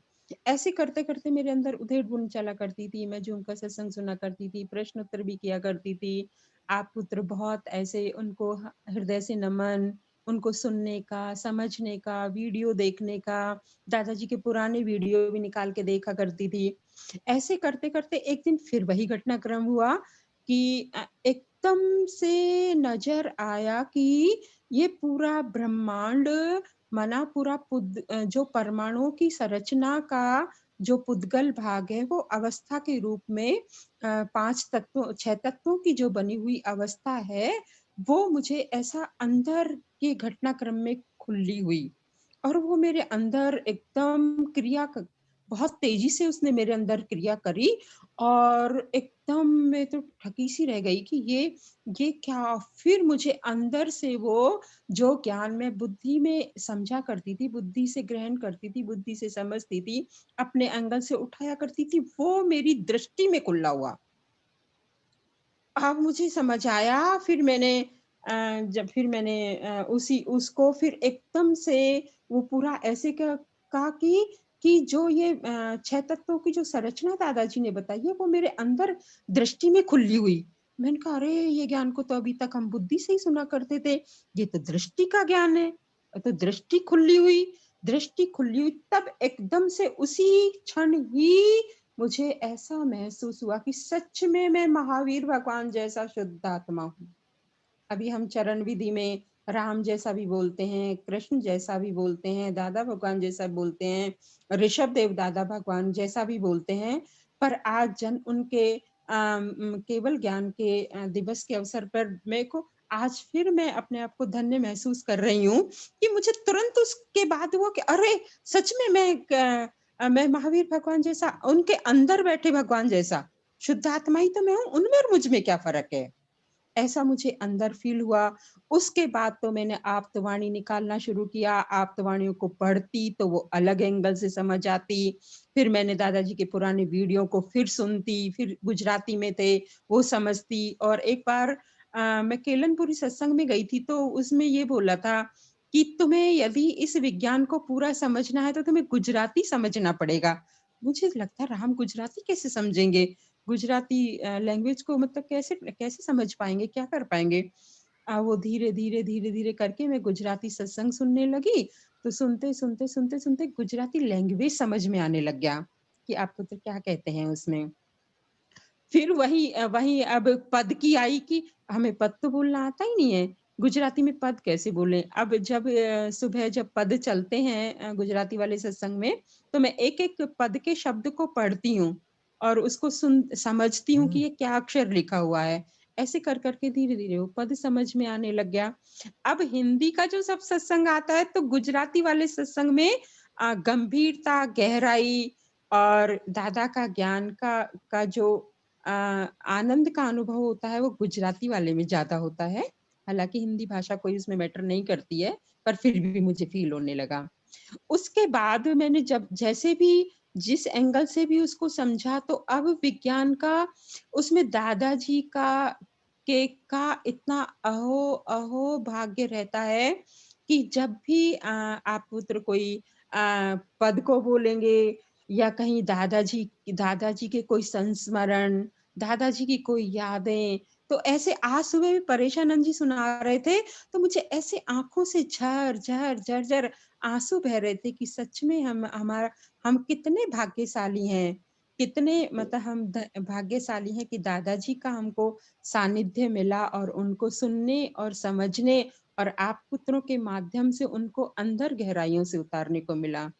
अभी जब हम सुबह चरण विधि करते हैं तो पहले चरण विधि जैसे करते थे वैसी हुआ करती थी जैसे अमूमन है, लेकिन अब वो अंदर बिल्कुल एकाकार होके दादा अंदर महसूस होते हैं, अंदर फील होते हैं। अरिहंत भगवान को नमस्कार करते हैं तो दादा अंदर वाले दादा भगवान की साक्षी में उनके अंदर वाले परमात्मा को नमस्कार करते हैं। उतना अंदर एकाकार होके पता भी नहीं शरीर का पैर कहाँ है कि हाथ कहाँ है, ऐसा कहीं बार बार ऐसा करने को फील मालूम नहीं होता शरीर कहाँ है। तो इतना उसके बाद जो चरण विधि की जो क्रिया होती है वो ओहो आनंददायक होती है। मैं उसको शब्दों में बयां ही नहीं कर सकती। फिर जब वो घटनाक्रम मेरे सामने हुआ था तो मैंने कहा कि दादाजी जो अब तक मैं ज्ञान को बुद्धि से समझा करती थी, आज मुझे पता चला कि वो तो दृष्टि में है और जो आपको जो खुला हुआ होगा ये ब्रह्मांड का रहस्य, वो आपको भी दर्शन में ही खुला हुआ होगा, क्योंकि इन चरम आंखों से तो उनको देख नहीं सकते। ऐसा मुझे महसूस हुआ। और फिर मैंने आप पुत्र से शायद केशवानंद जी से बात करी थी, तो उन्होंने कहा कि मैंने कहा उसको हम आंखों से तो नहीं देख सकते, विनाशी आंखों से। जिसको दादाजी ने दर्शन में अनुभव किया रहस्य को जो खुला हुआ, वो आंखों से नहीं देखा जा सकता, वो तो दृष्टि से महसूस होता है और दृष्टि के लेवल का ही चीज है वो। तो फिर मैंने कहा हे दादा भगवान, जो इसे आपके व्यवस्थित शक्ति के जो आपके अक्रम विज्ञान को जो मैंने महसूस किया है दृष्टि से, यदि मैं उसको किसी को भी समझा पाऊं या किसी से भी मैं उसके बारे में बात करूं या कोई भी मुझसे उसको सुनना या समझना चाहे, तो उसको भी आपकी कृपा से बुद्धि से नहीं दृष्टि से ही समझ में आना चाहिए। ऐसा मैंने दादा भगवान से भाव किया, प्रार्थना किया और अब मैं जब भी अलवर के महात्माओं के साथ बात करती हूँ तो उस एंगल से, जो अंदर का जो दृष्टि वाला एंगल है, उस एंगल से बात करती हूँ, तो उनको भी वो दृष्टि का ही अनुभव, कितने महात्माओं को भी ऐसा हुआ है। तो वो बताते कि हाँ दीदी, हमको भी उसी तरीके से ये बात हम अभी तक हम सुनते थे तो वो इस एंगल से नहीं समझ आती थी, इस एंगल से नहीं समझ आती थी। अब आप समझाती हो तो बहुत अच्छे से समझ आती है। और अभी कुछ दिन में मुझे कोविड का पॉजिटिव आ गया था, तो इतना सुन के सब ऐसा हो रहा है, ऐसा हो रहा है, ये हो रहा है, ऐसे करके, तो जब आइसोलेशन में थी तो अचानक से प्रकृति को कुछ सफरिंग सा फील होने लगा, घबराहट सी महसूस होने लगी। तो मैं दादा के सामने जाके उनके चरण वंदन करके, दादा इसको घबराहट हो रहा है, तो वो शांत हो जाता। और फिर भी कहीं ना कहीं मन के कहीं ना कहीं एंगल में एक अजीब सी घबराहट रहती थी। उसमें क्या हुआ कि मुझे वो पूरा त्रिमंत्र अरिहंत भगवान से लेकर पूरा शिव तक के जो भी हम त्रिमंत्र का सारा पद बोलते हैं, वो मेरे अंदर बहुत तेजी से स्मरण होने लगा, चलने लगा, सामने आने लगा, और मेरी आंखों से झर झर झर झर लेटे लेटे आंसू, और वो ऐसा गहरी अनुभूति उसकी होती रही। और उसमें मुझे मालूम चला कि जो मेरे अंदर कहीं ना कहीं जो सूक्ष्म अंतस्करण में जो राग के या द्वेष के या कसाय के या अपने किसी लोगों से जिसकी मैंने लीपापोती कर रखी थी ऊपर ऊपर, वो मेरे आंसुओं के द्वारा करुण प्रेम, उनके प्रति प्रेम का, कि नहीं, कोई भी जगत में कोई भी ऐसा देखने जैसा नहीं है, कोई किसी को भी गलत देखने जैसा नहीं है। जिनके प्रति भी अंदर कहीं कहीं कहीं कहीं छुपी छुपी गांठें थी, वो उन आंसुओं के द्वारा और दादा भगवान की साक्षी में, अरिहंत परमात्मा साधु संतों की साक्षी में अंदर से आंसुओं के द्वारा निकल रही थी। और मैं ऐसी खाली होती जा रही थी कि जैसे कितने जन्मों जन्मों का वो गांठें भरी हों, ऐसे करके। और ऐसा सबके प्रति भाव, प्रेम का भाव, ऐसे भाव अंदर से ऐसे निकल निकल कर आ रहा। तो मैंने कहा, दादा ये कोरोना संभाव से निकाल करने के लिए आया तो, लेकिन ये जो मुझे अंदर से जो मुझे ये खाली करके गया, मेरे अंदर अहो अहो भाग्य हो रहा था कि जिसको हम कितने भी प्रतिक्रमण या कैसे भी करके, वो अंदर से हमारी मैल धुल नहीं रही थी। मुझे पता भी नहीं थी वो कहाँ कहाँ पड़ी हैं। उनके प्रति सारी मैल ऐसे निकल निकल के आंसुओं से 3 दिन तक कंटिन्यू, ये एक एक घंटे तक ये ऐसे। और आज भी उस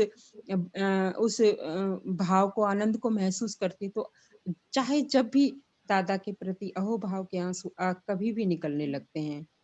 अभी कुछ एक और अनुभव था कि मेरे हस्बैंड का कुछ दिन पहले, पता है, ये ड्रिंक किया करते थे, इनको ड्रिंक करने की आदत थी, स्वभाव से बहुत अच्छे थे सब, तो लेकिन इस प्रकृति को सफरिंग हुआ करता था। तो मैंने कहा क्या करूं मैं, सुनती सत्संग का सुनना, मेरा एक अच्छा सा माहौल रहता घर में, बेटा भी अच्छी खासा पढ़ाई करता है सीए का, बेटी भी अच्छी साइंटिस्ट है, घर में सब शांत माहौल रहता था।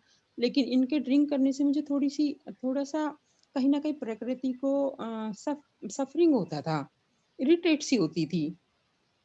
तो मैंने कहा, दादा क्या करूं?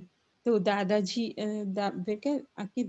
दादाजी, माना मैं दादा ही देखना शुरू किया मैंने, दादा आप ही तो हो ना, दादा आप ही तो हो ना, दादा आप ही तो हो ना, दादा आप ही तो, ऐसे करते करते मैं उनको दादा देखती, उनका सब कुछ करती। फिर एक दिन फिर ऐसा, फिर भी कहीं ना कहीं इनका फिर दोष नजर आ जाता, कुछ नजर आ रहा। तो मैंने एक दिन हार्डली दादा को बोला, दादा या तो इस गीता का इरिटेट होना बंद कर दो, या इनका ड्रिंक कराना बंद कर दो, दोनों में से एक काम कर दो दादा, या तो मैं इरिटेट होना बंद हो जाऊं, या तो ये ड्रिंक करना बंद कर दें। कुछ दिन का ही बात ऐसी हुई कि ये काफी, इनको जॉन्डिस प्रॉब्लम हो गया और काफी बीमार हो गए, ये हॉस्पिटलाइज हो गए। और हॉस्पिटलाइज होने के पहले तक भी वही ड्रिंक करना, स्मोकिंग करना, वो सब करते ही थे। पर उसके बाद जब हॉस्पिटलाइज हुए, उसके बाद ना तो कभी इन्होंने ड्रिंक का, ना कभी स्मोक का, और कभी मतलब कुछ ऐसा किया ही नहीं उसके आने के बाद, और आराम से अपना दवाइयाँ लेना और ये सब। तो मैंने कहा दादा, मैं 30-35 साल से मैंने कभी सोचा भी नहीं था, मैं तो हमेशा यही सोच के बैठी थी कि अब ऐसा मुश्किल है इनका ये सब छूटना, तुझे ही एडजस्ट करना पड़ेगा। लेकिन दादा की कृपा कि ये गीता भी इरिटेट होना बंद हो गई, और उनका ड्रिंक करना और वो सब तो छूट ही गया। और अब उनका फिर उसके बाद जो ये सारा घटनाक्रम हुआ, उसके बाद से सेवा करना, दवाइयाँ देना, प्रेम से घर में व्यवहार करना। बेटा भी बोलता है माँ आप बहुत बदल गई हो। और स्कूल में एक सर लेक्चरर सर बोलते हैं कि मैडम आप में स्पीडली परिवर्तन हुआ है। ऐसे मतलब ऐसे लोगों का। और मुझे भी लगता है, फिर लगा कि सच में अब हमारा फिर जब भी हम सत्संग सुनती हूँ, तो कभी ऐसा लगता है कि हर बात में कि दादाजी ने जब हम अज्ञान में थे, तो हमारे कर्म चार्ज हुआ करते थे, संसारी मार्गी जो भी हुआ करते थे, कषाय, क्रोध, मान, माया, लोभ। और अब जब हमको शुद्धात्म पद दादा ने दे दिया, तो हम मोक्ष की यात्रा के यात्री हैं ही। और दादा जहाँ हैं वहाँ हमें ले ही ले जाएंगे, पक्का विश्वास है। ऐसे करके मना कि दादाजी सच में दादाजी आगे आगे चल रहे हैं, और जहाँ दादाजी हैं माना मोक्ष मार्ग में का हमें कभी तो वो वेदांत पढ़ के और वो सब तो लगता ही नहीं था कि मोक्ष जैसी चीज भी कभी हमें मिलेगी। लगता था कि हाँ ठीक है, धर्म कर रहे हैं, ये कर रहे हैं, वो कर रहे हैं, मोक्ष जैसा मुक्ति का विश्वास नहीं था कभी कि मुक्ति भी मिल सकती है। जहाँ योगी, ऋषि, मुनि, तपस्वी हिमालय में बैठे हैं, इतनी योग साधनाएं, व्रत, जप, तप, उपवास कर रहे हैं, और लेकिन अब मालूम चला कि करुणा के सागर आकर हमको हाथ में मोक्ष देकर गए, और आप पुत्र उनके ऐसे वारिस हैं जो उनके माध्यम से हमको ये सब मिल रहा है। मैं तो अनुभव तो क्या कहूँ कि मैं कितना बोले जाऊं ना, तो भी उसका अनुभव का तो कोई अंत है नहीं।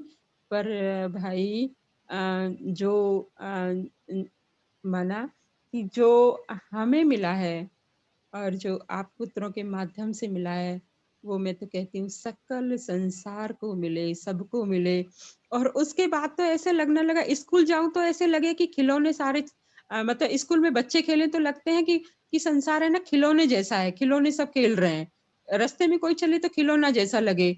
स्कूल में कोई टीचर्स बात करे तो सब ऐसे लगते हैं कि उसकी एक जैसे रोबोट की रचना, जो खिलौने की रचना होती है ना, फैक्ट्री में जो खिलौना रच के आता है, उस तरह की रचना महसूस होती है इंसानों में। जो कहा तब मालूम चला कि भाई ये तो परमाणुओं का सारा पुद्गल अवस्था के रूप में आया है, और आत्मा कैटलिस्ट, उसका पावर उसको मिलता है। और ये संसार तो सारा समसरण मार्ग से सिद्ध क्षेत्र के लिए यात्रा कर रहा है। सब सहगामी है, सारे यात्री हैं। किससे राग करें, किससे द्वेष करें, सिर्फ प्रेम ही प्रेम रह गया। दादा ने प्रेम ही प्रेम दिया। जय सच्चिदानंद। बहुत बढ़िया। तुलिनानंद जी, आप अपना प्रतिभाव दें। बड़ा लंबा सा अनुभव था।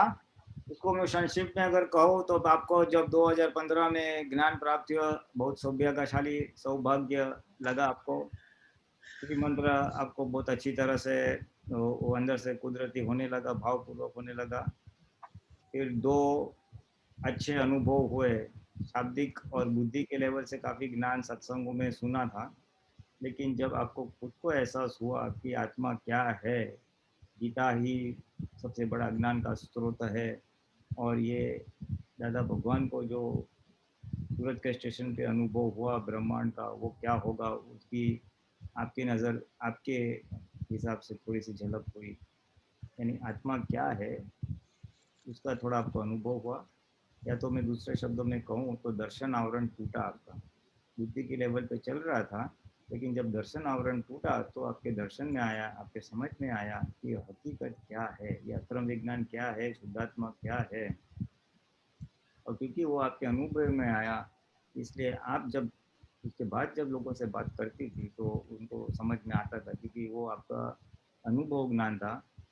उसके पहले वो बुद्धि का ज्ञान था, इसलिए बुद्धि का ज्ञान असर नहीं करता है जितना खुद का अनुभव का ज्ञान। और उसके बाद तो आपके जो दादा आपके साथ है ऐसा निरंतर लगने लगा। उसके बाद एक, क्योंकि दादा साथ में और हस्बैंड की जो प्रॉब्लम थी उसकी वजह से आपने दादा से अर्जी की और योगानूप वो सॉल्व हो गई, इसलिए आपके आनंद में बहुत ही बड़ी बढ़ोतरी हो गई। 30-35 साल का जो बोझा था आपके हृदय के ऊपर वो हट गया, इसलिए आपका आनंद इतना बढ़ गया जिसका फल आपके सारे व्यवहार में दिखाई दिया।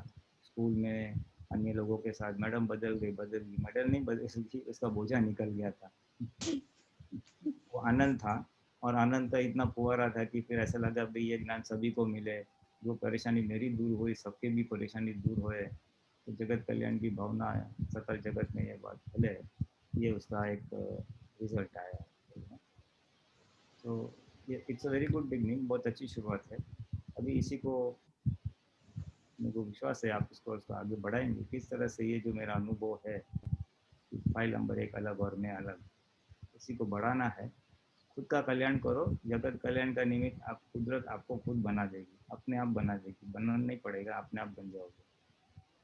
तो अच्छा अनुभव है और यही अनुभव शरीर में आत्मा हूँ, गीता से फाइल नंबर 1 से अलग हूँ, ये जो अनुभव आपको झलक हुई है, इस झलक में बढ़ोतरी कीजिए, पुरुषार्थ कीजिए और उसका जो अंदर का आनंद का लाभ है वो लीजिए।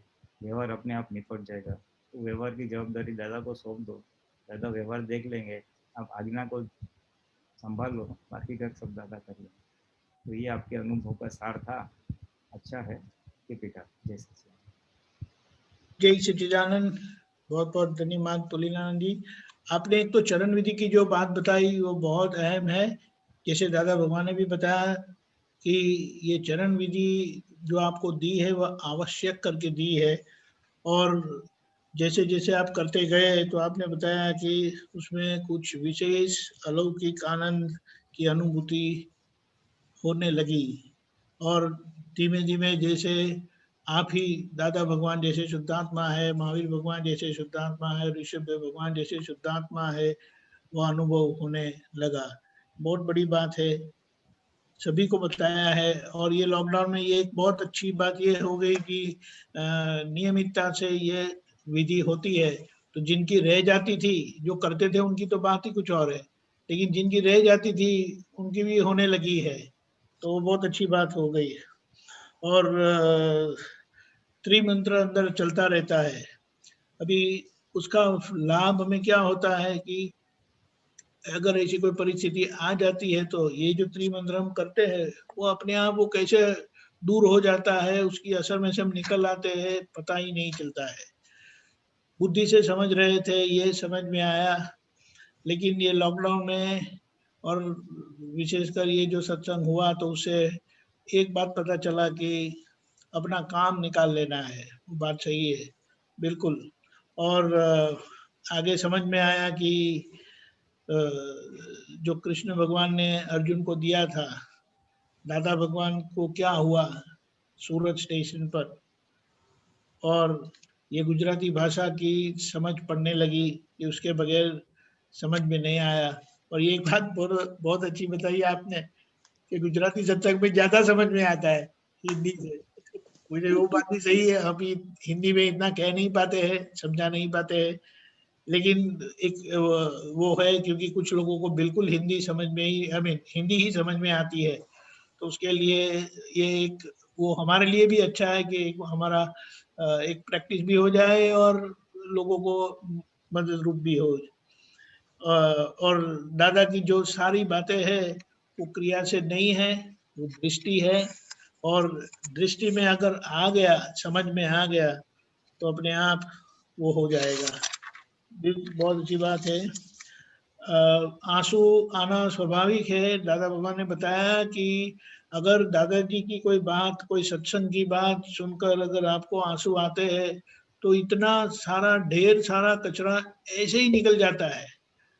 वो प्रतिक्रमण से निकलेगा नहीं, दूसरी कोई चीज से निकलेगा नहीं, लेकिन ये अगर आंसू आ जाते हैं ना, क्योंकि वो ऐसे नहीं आते हैं। ऐसा नहीं है कि प्रतिक्रमण नहीं अच्छा है, प्रतिक्रमण अपनी जगह पे सही है, लेकिन प्रतिक्रमण करते करते एक अंदर से एक परिस्थिति आती है कि वो ऐसा है ना, एक बड़ा कचरा का पूरा क्या बोले जो ढेर सीधा निकल जाता है आंसू से।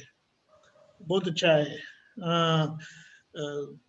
हस्बैंड के ड्रिंकिंग का बहुत आसानी से सॉल्यूशन आ गया।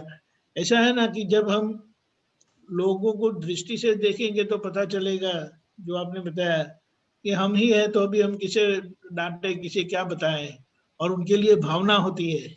ये जो हृदय से जो भावना होती है, दिमाग से तो हम सही गलत ही करते रहते हैं, लेकिन हृदय की भावना है ना, वो बहुत सामने वाले को पहुंच जाती है, और हमारे तरफ से भी एक प्रकार का प्रेम स्वरूप का भाव जाता है। तो वो उसे कृपा दृष्टि बोलते हैं हकीकत में, लेकिन अपनी तरह से कुछ जाता है, और देखो कैसा परिवर्तन आ गया। आखिर में आपको ये भावना हुई कि लोगों का कल्याण हो, सब खिलौने जैसे लगे, ये बहुत अच्छी बात है। दादा भगवान बता देते हम सब ऐसे खिलौने, सब टॉप्स बोलते थे ना, लट्टू है सब। हाँ, उसके ऐसे बाद बोलते थे। मुझे भी ऐसा ही लगा, स्कूल जाऊं तो ऐसा लगे, वहां रहूं तो कई दिन तक वो लोग सब ऐसे ही दिखाई देते रहे। और एक बात बड़ी अच्छी बताई कि ये तो बात हम कहते ही जाएंगे क्योंकि अनुभव अनंत है, आत्मा अनंत है, उसका अनुभव अनंत है, कहाँ रुकेंगे। बस एक ही भावना होती है कि सब लोगों को ये दृष्टि प्राप्त हो, सभी लोगों का कल्याण हो। बहुत अच्छे। जय सच्चिदानंद। जय सच्चिदानंद। सच्चिदानंद। गीता बहन बहुत बढ़िया आपका एक्सपीरियंस जय किया। सच्चिदानंद। काफी आप दूसरा एक्सपीरियंस आपका नंबर 1 और 2 का भी एक्सपीरियंस चलता है, उसके बारे में कुछ एक्सपीरियंस करो और लेके आओ। ओके जी, जय ओके। सच्चिदानंद। आपका टाइम हो जय गया अभी। सच्चिदानंद। पुलितानंद जी आप त्रिमंत्र बोला है, गीता भी प्लीज बोलो। नमो वितरागाय, नमो वीतरागाय, नमो वरिहंताणम, नमो अरिहंताणम, नमो सिद्धाणम, नमो सिद्धाणम, नमो आयरियाणम, नमो आयरियाणम, नमो वत्सयाणम, नमो वज्झायाणम, लोये सवसाणम, नमो लोये सव्य साहुणम, ऐसो पंचन मुखारो, ऐसो पंचन मुक्कारो, पावपनासनो, सव्य पावे पणासणो, ज्ञानं तसुदेसिं, मंगलाणं च सव्येसिं, हवै मंगलम्। परमं हवै मंगलम्। ओम नमो भगवते वासुदेवाय। ओम नमो भगवते वासुदेवाय। शिवाय। ओम नमः शिवाय। जय सच्चिदानंद।